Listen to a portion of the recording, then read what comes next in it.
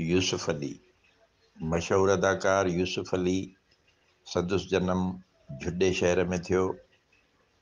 हिन funny career जी शुरूआति stage ड्रामनि खां कई। उन बैदि टीवी ड्रामनि में अदाकारी कयई।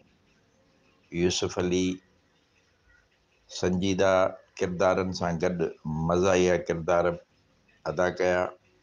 यूसुफ अली तमामु घणी मशहूरी माणी।